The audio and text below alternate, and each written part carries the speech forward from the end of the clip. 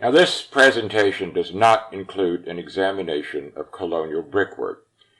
That subject is thoroughly covered in my class on historic brickwork, the video of which is available on the ICAA website, or you can access it online. Just search ICAA Historic Brickwork. So let's begin with a typical 20th century colonial revival residence that could exist most anywhere in this country. Despite its American flag, anyone looking at this picture would instinctively conclude that this is an American house. Well, let's look at a grander, more formal colonial revival work. This, too, has a distinctly American flavor. And another, a more generic house type. Most of us would identify this as a normal-looking home. If you asked a child to draw a picture of a house, it probably would look something like this. And finally, a modern dentist's office. Well, no one enjoys going to the dentist, but such a homey-looking dentist's office as this could likely offer a calming effect, especially for a child. So where does the look of these buildings come from? Why do they look the way they do? Well, as we probably assume, they are inspired by the dwellings of our colonial past. Typical is the 1760 Dudley Diggs house in Yorktown, Virginia, a classic example of colonial American architecture. Now, by colonial, I'm defining it as the period extending from 1607 until 1781, when we rid ourselves of our last vestige of British authority with the American victory at Yorktown. But we can stretch it a few years. Now, this house was built by Englishmen for an Englishman, but it would be difficult to find houses that looked like this in England. Why? To answer, we have to back up a couple of centuries to Tudor England. We're looking at an impressive Tudor manor house, Little Morton Hall. Well, what is the most conspicuous aspect of this house? Obviously, we see a lavish display of timber construction.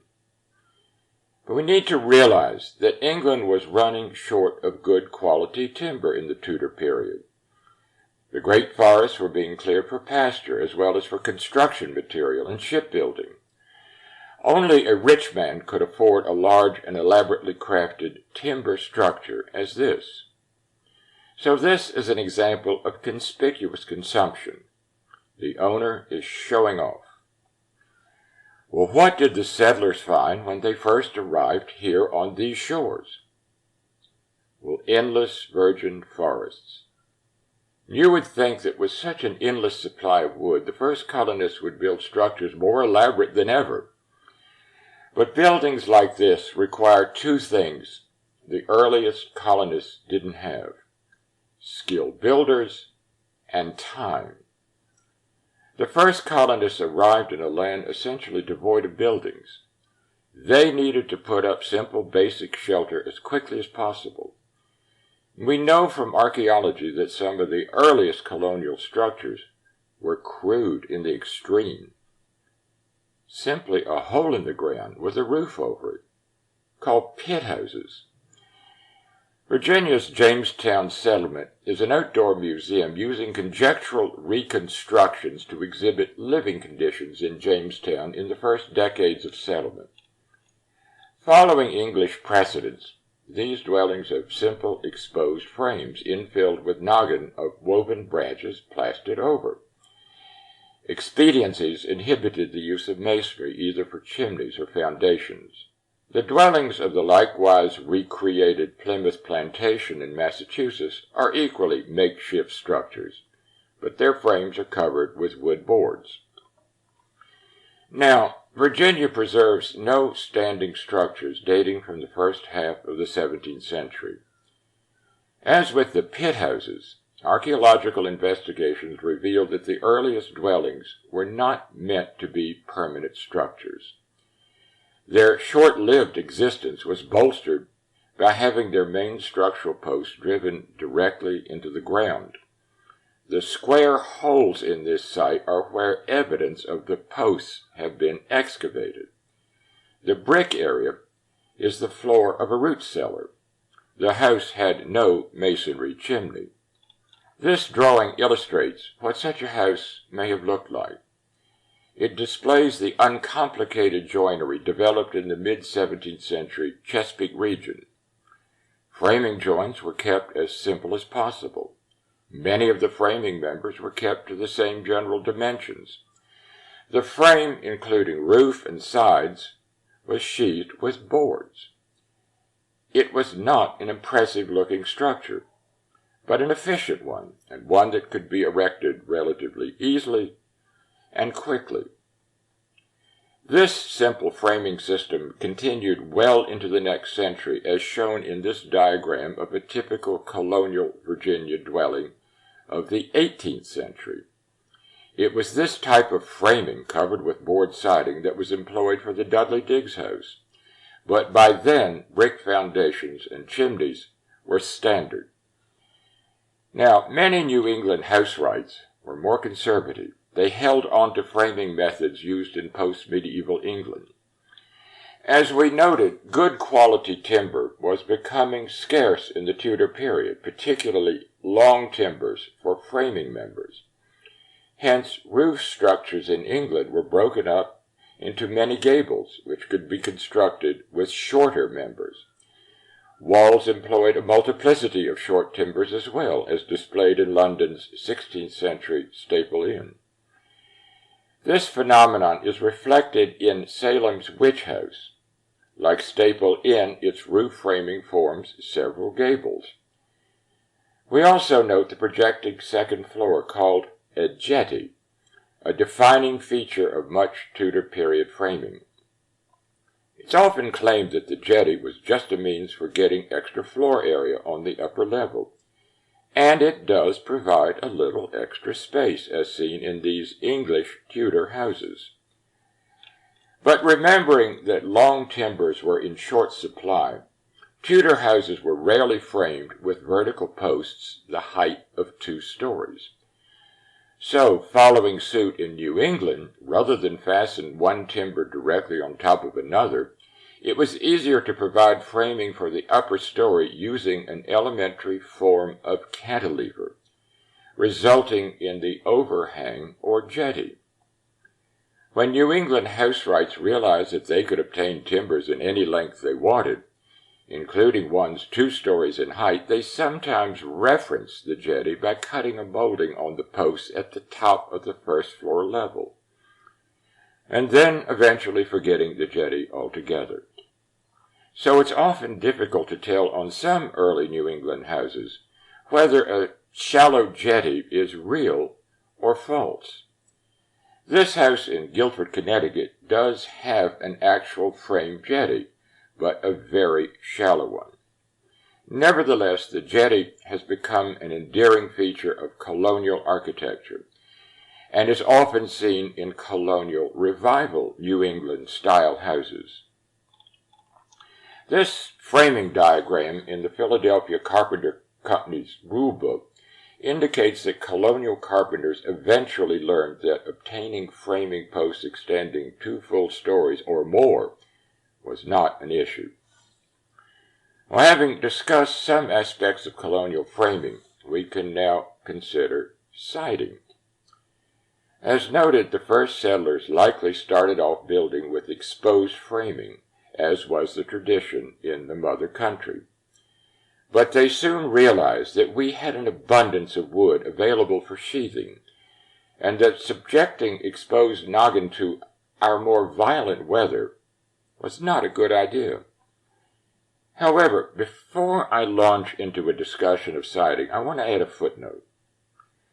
Recognizing that quality timber was in short supply in Tudor England, builders of more humble dwellings had to make do with lower-grade wood. So after a century or more, some of these timbers had twisted and warped. Although picturesque, these distorted timbers opened up cracks in the noggin. By the 18th century, such warping had become a problem.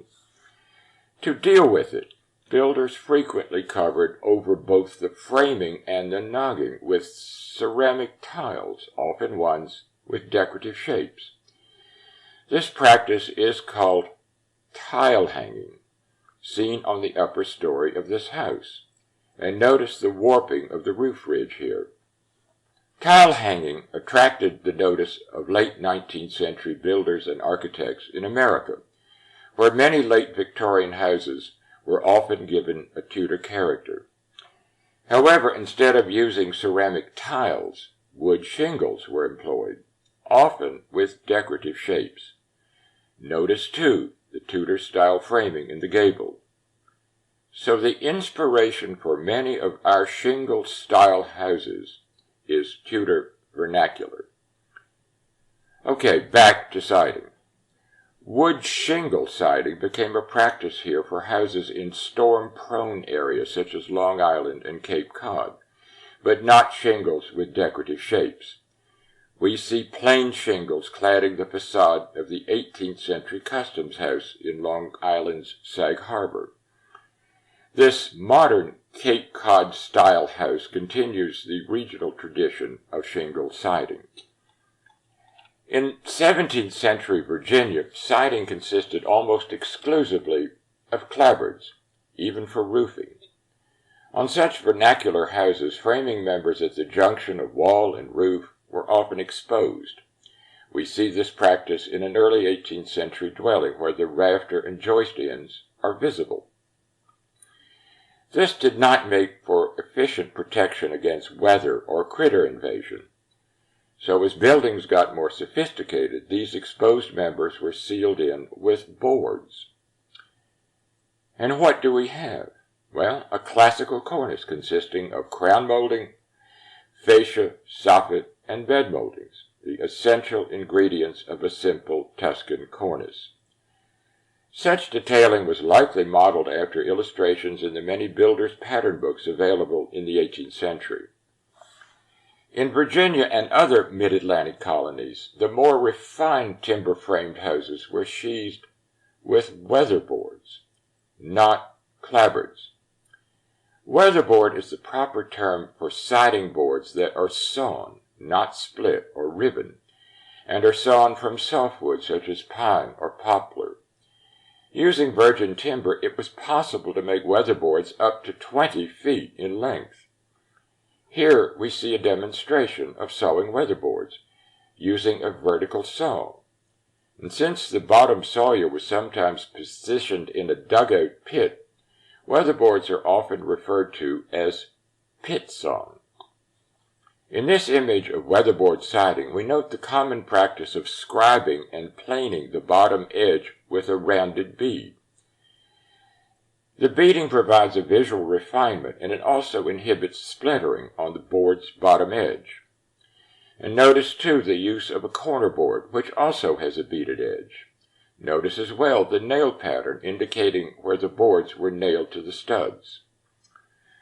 Sometimes weatherboards were planed with a quarter-round molding on their bottom edges.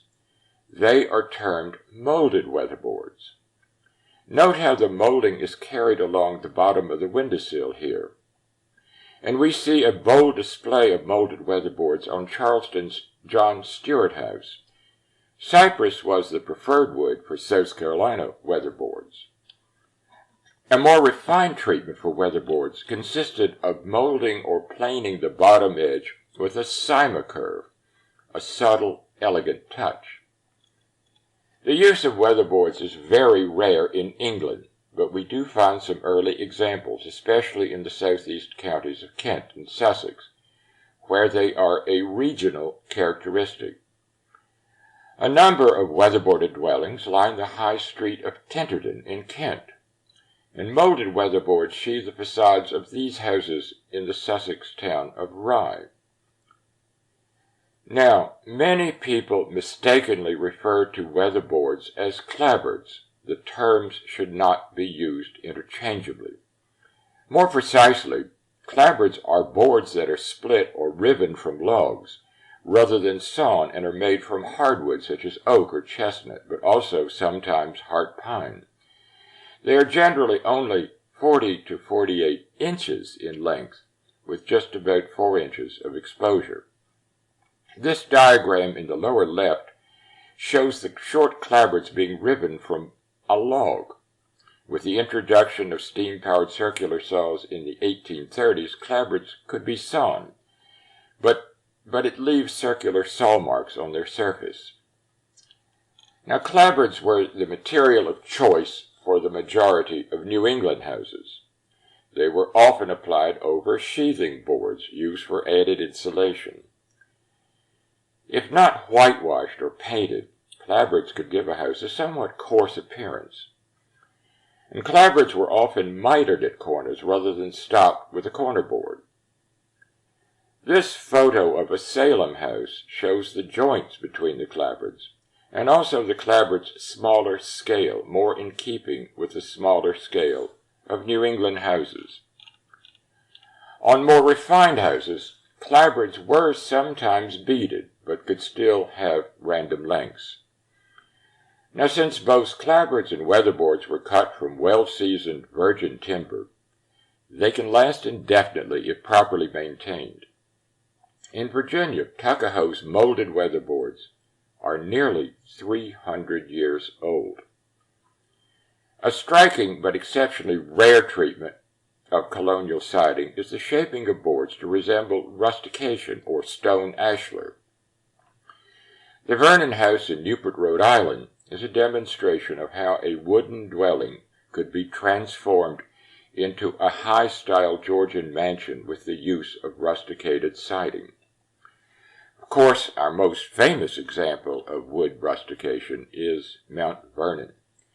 George Washington refaced the mansion's exterior with wood rustication in the course of 2 enlargements, and the stone-like granular surface was produced by blowing fine sand into the wet paint. Wood rustication is sometimes found in England. This example is also in the Kent town of Tenterden. All right, we can now turn our attention to an essential feature of a work of architecture, the roof. A fundamental roof shape is the gable or A-frame, a form in use since prehistoric times. A primary function of a roof is to shed water. The gable's A shape does it effectively. The angle of gables varies. Looking again at the Diggs house here, we see that the angle is nearly 90 degrees. Anything greater is probably less efficient and not as structurally sound. Here, as in many colonial houses, the roof is penetrated by dormers, lighting living space within the roof structure. Now, the gable can be steeper for a house that's single pile or only 1 room deep. And gable edges are normally sealed with wood raking boards following the edges of the gable, which are also required for roofs on masonry structures. We see the raking boards on this brick house, and the gable wall is faced with an exterior-in chimney, which can be an effective design feature. In northern regions, especially Long Island and New England, 2-story gable roof houses frequently have a rear section called a lean-to, adding to the length of the gable's rear slope. We call this house form a salt box, because the lean-to shape resembles the antique boxes made for storing salt. An antique salt box is shown on the left. Another colonial roof form is the clipped gable. This consists of a gable roof with the ends of its ridge clipped to form a short hip, providing a softer profile, as seen on this colonial outbuilding. The form is not uncommon for high-style houses, such as the Shield House in Yorktown. Here the slope of the clipped gable is echoed in the hipped roofs of the dormers. A later but conspicuous use of the clipped gable is found on Kenmore, home of George Washington's sister, Betty Washington Lewis. The origin of the clipped gable can be traced to the thatched roofs of Tudor-period cottages. It was easier to make a thatch roof more watertight by framing the roof so that the thatch could wrap the gable end.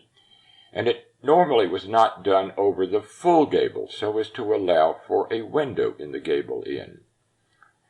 Another common colonial roof form is the gambrel roof, which is a gable roof with two slopes on each side. The term comes from the word for the hock in an animal's leg. From that we also get the word gambol, which is the figure made by an animal's leaping. In this 17th century English house, we see a gable roof broken with two slopes to make the gambrel. The gambrel roof is also associated with colonial houses built by Dutch settlers in New York State, and is frequently called a Dutch roof. For this reason, we often refer to 20th century gambrel roof houses as Dutch colonial, although the form was not exclusively Dutch. So gambrel roofs are frequently found on colonial houses throughout New England built by settlers of English origin. The gambrel form was also prevalent in colonial Virginia. The gambrel shape had the advantage of providing extra volume in the rooms within the roof structure and voided the need to construct a full second story. Gambrel roofs in Virginia rarely date before the 1750s, and it's not unusual to find gable roof houses that have been altered to gambrel roof ones. This happened on this house called Wilton. If you look carefully, you can see the line of the original gable in the brickwork. Gambrel roofs were also popular for colonial revival houses, not only for their picturesque qualities, but because of their practical advantage. This 20th century Richmond house is a near copy of Wilton. Now, such houses were normally custom built, but you could also purchase published designs. The image in the left is an illustration for a design offered in the magazine House and Garden of 1938.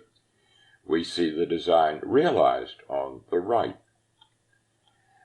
A distinctive colonial roof form is the jerkin-head roof, or clipped gambrel.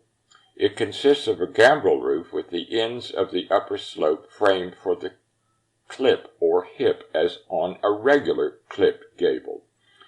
The origin of the term jerkin-head is obscure, and it's often used to refer to a regular clipped gable roof. A famous example of a jerkin-head roof is on the Moore House in Yorktown, where on October 17, 1781, the terms for the surrender of British forces were negotiated, thus ending the Revolutionary War, and, shall we say, the colonial period. 20th century colonial revival builders and architects sometimes made use of the jerkin-head roof, as seen on this brick version of the Moore House. Now, the roof form usually reserved for more refined colonial houses is the hipped roof. A hipped roof slopes on all four sides and meets at a ridge. During the 18th century, the form was often referred to as an Italian roof. It was popularized by Andrea Palladio's designs for Italian villas, published in his 1570 treatise, Quattro Libri, or the Four Books on Architecture. Typical is his design for the Villa Cerceno. Here the length of the ridge is 1/4 the width of the facade. On Williamsburg's George Wythe House, the ridge is somewhat longer, but there's no hard and fast rule about the exact proportions of a hip roof. It depends on the angle of the hips. On a single pile house, or a house just one room deep, the ridge can be considerably longer.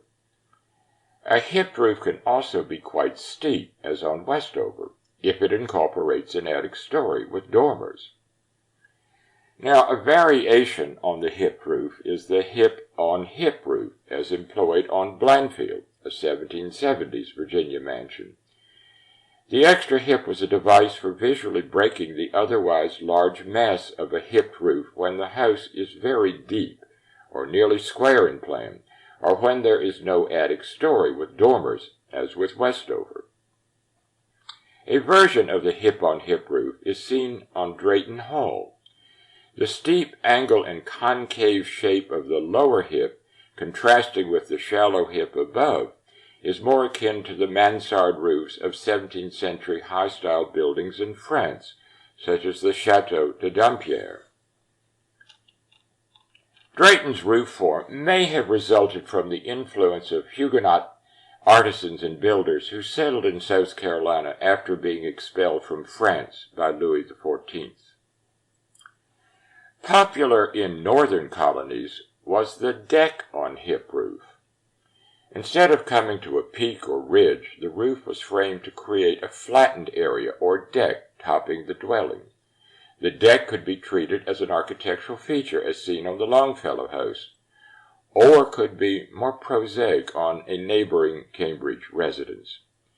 Such decks are sometimes called widows' walks, because it was said that in seaport towns it was where wives of seamen watched for the return of their spouses, often to be disappointed. However, the deck more often served the practical function of allowing quick access to the roof for extinguishing blazes set by embers from chimney fires. Such rooftop access could also be applied to a gambrel roof, as seen on the Ropes House in Salem. And as we see on an 18th century drawing of Westover, how at one time a roof access had been rigged up surrounding the mansion's hip roof. Colonial wood shingle roofs were constantly vulnerable to fires from the regular burning fireplaces. Well, before we leave roof forms, I might mention a common treatment of colonial roof cornices, and that is the application of modillions. Modillions are a standard classical motif symbolizing the ends of timbers in ancient wooden construction. They are decorative. They serve no structural function. They're just nailed on these wooden houses. Here we see simple plain modillions, probably copied from one of the many pattern books used by colonial builders. We see similar plain modillions illustrated in Batty Langley's The Builder's Director. And note that Langley describes the order as, quote, Tuscan capital and entablature from the ancients, unquote. Well, we can now consider roofing materials common to colonial dwellings. Archaeological investigations of early 17th century sites in Jamestown have unearthed numerous fragments of clay roofing tiles. Clay or ceramic tile roofs are widespread in England, as seen on Mompesson House, a famous early 18th century mansion in Salisbury. Here flat tiles are used. Another tile form seen in England is pantiles, which consists of interlocking S-shaped tiles. We have an early pantile roof in Charleston, South Carolina, but surviving examples are rare. The New World's endless timber resource soon made wood the primary material for the majority of colonial roofs. Clay tiles were quickly forgotten. Clapboard roofs were sometimes used on simple vernacular structures, but they're not as efficient as wood shingles. Wood shingles, sometimes called shakes, became the preferred roofing material for nearly all 18th century buildings in Virginia and most other colonies. Using seasoned old-growth wood such as pine, cedar, cypress, oak, or chestnut, a well-maintained shingle roof could last well over 50 years. Seen in this demonstration roof, the shingles have random widths. Shingles could have their bottom edges trimmed straight, or more often than not, their corners were rounded, which inhibited the shingles from curling or warping and gave the roof visual character. A rare example of a section of mid-18th century wood shingles with barely 10 years of exposure is preserved under a later addition on Lansdowne, a colonial Virginia mansion. Here the shingles are a full inch thick and retain traces of red paint applied as a preservative. A common treatment for the ridge of a wood shingle roof, particularly in the mid-Atlantic region, was combing. That is, alternating the overlap of the ends of the shingles at the ridge to create a zigzag path in profile, forming a waterproof seal. Also, the top shingles was extended several inches above the ridge on the north slope to protect the ridge from the prevailing north storms. Projecting ridge shingles are seen on this traditional wood shingle roof. The ridge in most of the northern colonies was customarily capped with a row of overlapping horizontally laid shingles. A properly fabricated traditional wood shingle roof is a work of fine craftsmanship. In this newly installed roof on a mid-18th century house, we see how the shingles are fanned around the ridges of the dormers, and the use of what are called swept valleys, where the dormers join the main roof, providing a gently curved junction. Numerous roofing companies offer products of modern material resembling historic wood shingles. A well-known type is Hendrix tile, a shingle composed of cementous material providing durability as well as fireproofing. We see a Hendrix tile roof on a colonial Williamsburg structure with several decades of weathering. And the tiles have acquired a silvery patina resembling aged wood shingles. With the numerous slate quarries in this country opening in the early 19th century, many wood shingle roofs were replaced with slate. The slate roof on Westover replaced a wood shingle roof in the 1840s and is still serving efficiently. Note the gradation of the slates. That is, how they diminish in size as they extend to the ridge, a common refinement of slate roofs. For many colonial revival houses, built from the 1920s through the 1950s, slate was the preferred roofing material, both for its durability and its aesthetic qualities. However, its expense has made it less popular today, causing a shift to synthetic slate. All right, we will now consider windows, an all-important, character-defining feature of colonial architecture. Archaeological investigations of early 17th century sites have sometimes unearthed fragments of Tudor or Jacobean-style lead casement windows, but such artifacts are rare in the extreme since only the tiniest fraction of 17th century buildings had glass windows. Examination of window frames on some extant late 17th and early 18th century houses indicate that they were originally fitted with lead casements. The Lynnhaven house shown here had its lead casement windows reproduced when the house was restored some 30 years ago. Lead casement windows are fragile and inefficient. On hot summers, the heat can soften the lead cames and cause the sash to sag. As a result, during the mid-18th century, virtually all early lead casement windows were replaced with sliding sash windows, either single or double hung. Indeed, this country has no original lead casement windows surviving in situ.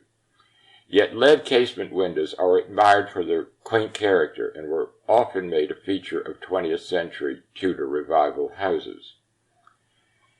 The development of double-hung sash windows, primarily in England in the late 17th century, was a welcome introduction and made sliding sash the window of choice from that time to the present. An abundant display of this new type window distinguishes the wings of Hampton Court Palace, designed by Sir Christopher Wren for King William and Queen Mary. The larger, more expensive glass panes were reserved for the stateroom windows. The earliest recorded use of sash windows in Virginia was for the Wren Building at the College of William and Mary, begun in 1695. The building was gutted by fire in 1705.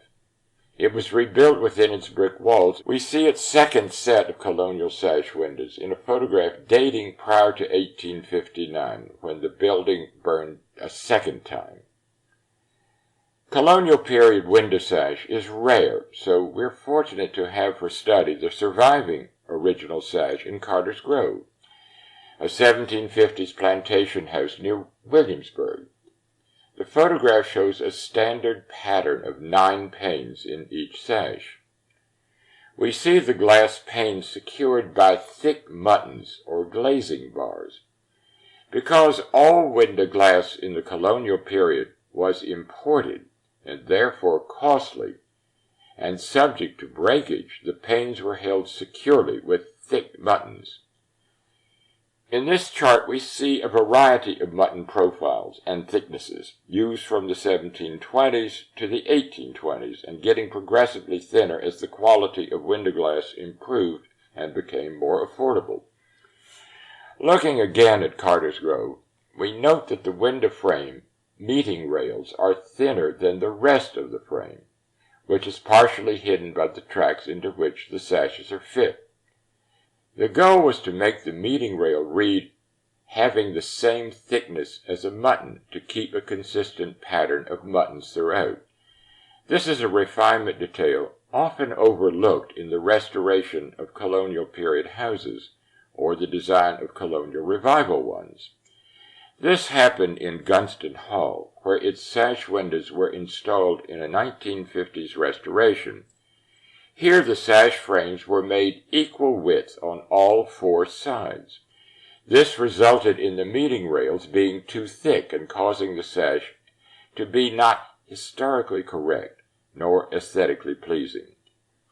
In New England, colonial windows tended to be wider and fitted with smaller panes. The sashes are often 4 panes wide. The Lee Nichols house in Cambridge has 8/12 sashes on its 2 principal floors. The wider openings allowed for more light and solar heat gain in the colder New England climate, especially in winter with its shorter daylight hours. Also, the smaller glass panes are more in keeping with the smaller scale of New England houses.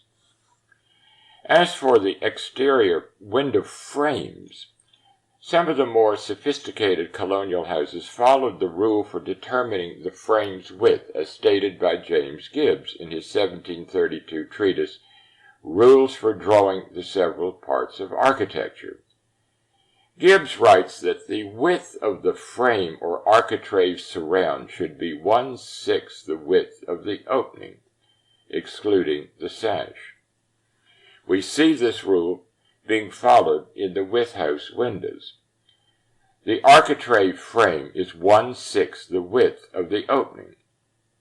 This rule was cast aside in London with the Window Frame Act of 1774, which required the frame to be built into the thickness of the wall. The elimination of as much exterior wood as possible was for fire protection, a big issue in London. Though the rule was not mandated in this country, the practice was carried out during the federal period and later. Latrobe's Decatur House in Washington follows this fashion. And since Latrobe was a native Englishman and trained in England, he would have been quite familiar with this practice. Before ending part 1 of this discussion, I have a final word about windows. Looking again at the Wythe House, we see a treatment called diminution of fenestration, which is just a fancy way of saying that the second floor windows are slightly smaller in height and width than the first floor windows. This is a sophisticated refinement to prevent the house from looking top-heavy and to avoid an optical illusion. The optical illusion is created when the first and second floor windows are the same size. We see this in Pembroke, a house similar to the Wythe House and about the same age. Its second-story windows are exactly the same size as the first-floor windows, but they appear larger, an optical illusion. More often than not, in high-style colonial houses, the second-floor windows are the same width as the first-floor ones, but not as tall. We see this effect in Yorktown's Nelson House. The shorter height of the second-floor windows requires the panes to be slightly smaller than the first-floor window panes. The second-floor panes here are square. The first-floor ones are slightly taller. Interestingly, the diminution of second-floor window sizes is rarely seen in New England houses, even high-style ones. More often than not, first and second-floor windows are the same size. Well, this discussion of windows brings us to the end of part 1 of this presentation on colonial architecture. In part 2, we will begin with a brief look at proportional systems employed in colonial design. But the larger part of the second session will be devoted to interior features and details. So, enjoy a break and then join me for the second half of the class. Thank you.